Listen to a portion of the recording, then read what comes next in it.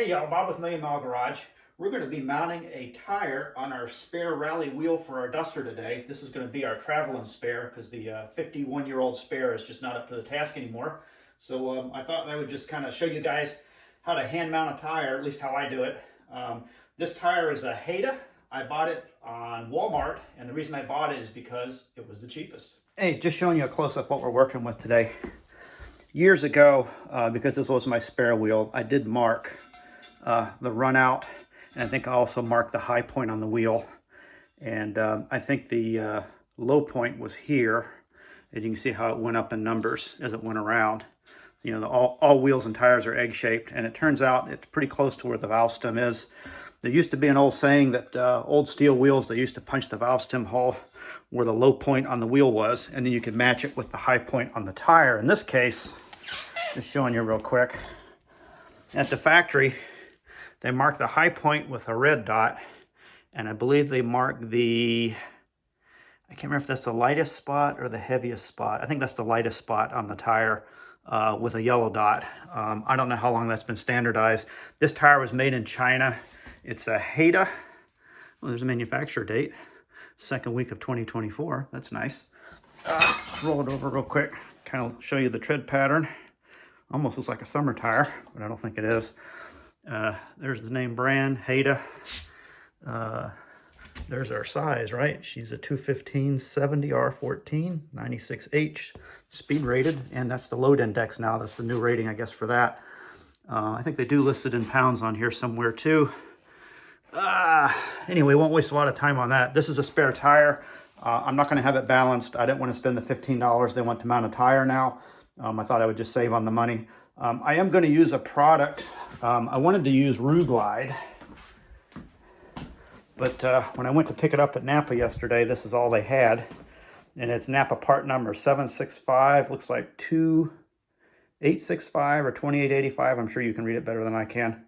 And that was about $3. It looks to be nothing more than a tube of silicone grease, which for a spare tire will be fine. I'm not too worried about it slipping on the rim. I'm just looking to preserve on the pocketbook. So let's get into this and see if I can get this mounted on today.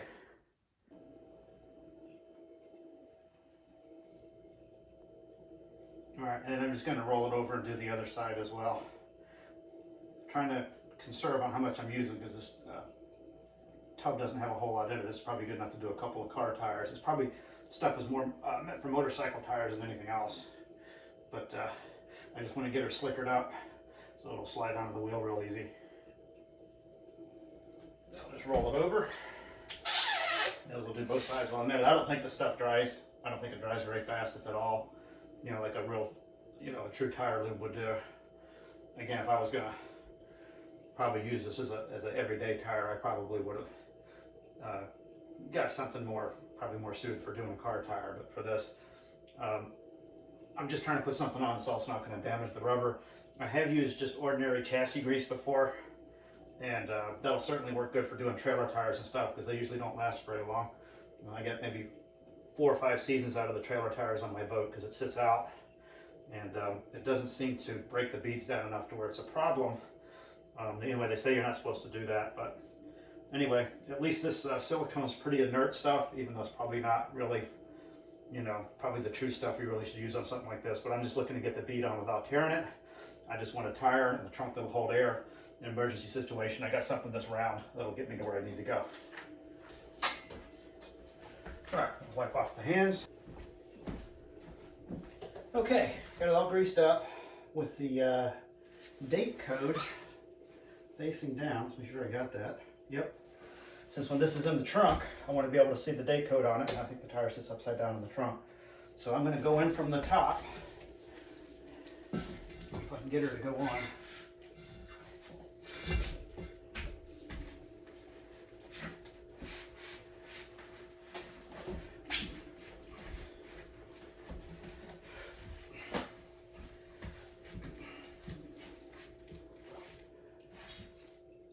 if I can cheat it on. Come in with the iron.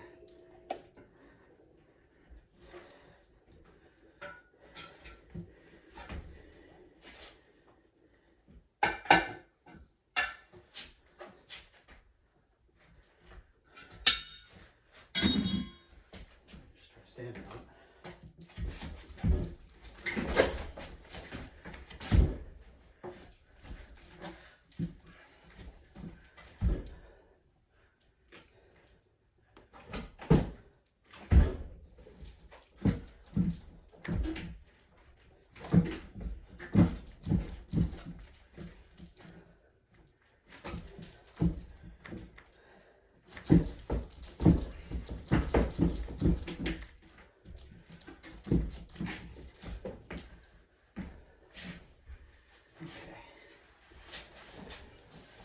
Got it about that far.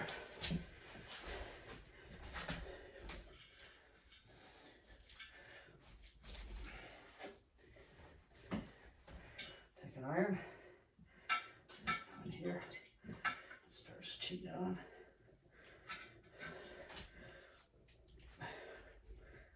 I got the tire over the lip on the rear. That's good. So I'm just going to roll it over.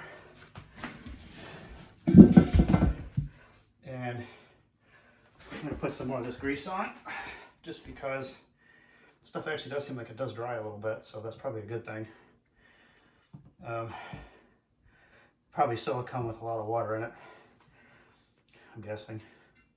Or whatever they put in there, glycerin or something. I'm not sure water mixes with silicone great. But anyway, get plenty of grease on here. Make sure I can work this over the wheel.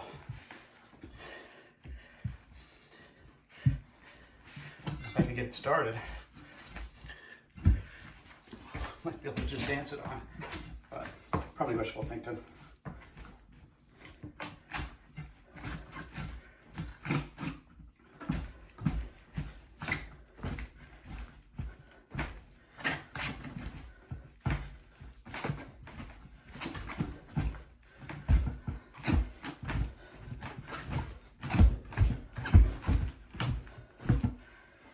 Yeah,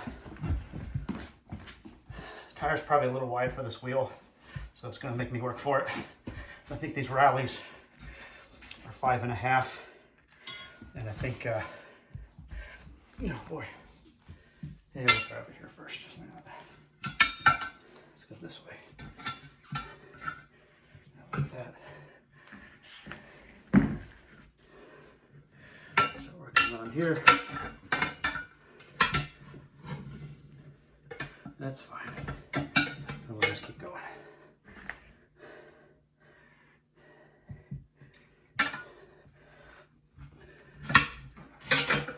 It's going slow but sure. Having my hands all slippery doesn't help either. Grab this right here. Pick a spot about right there. I should be able to just level that right over.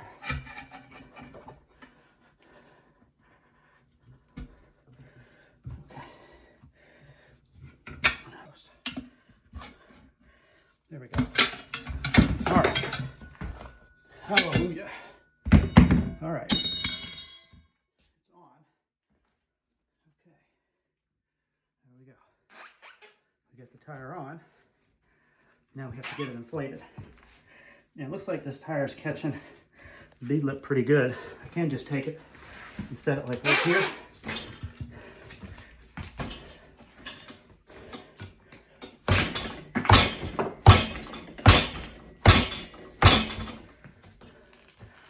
That's getting that seat close enough that it'll hold air. Same thing here as well. That's pretty close. I can take this around. Tell you what, I'll try kicking on this one more time right here.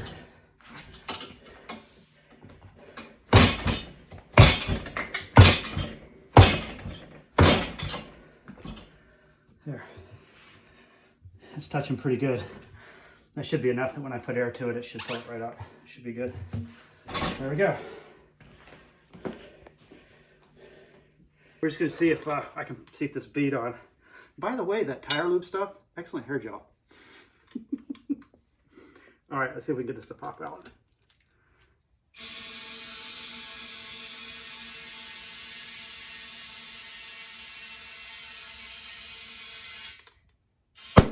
There we go. I didn't hear the rear one pop. Oh, there we go. We missed it. Yeah, a little bit, maybe more right there. I want to be careful about not sticking my finger in there. Let's give her just a little more juice.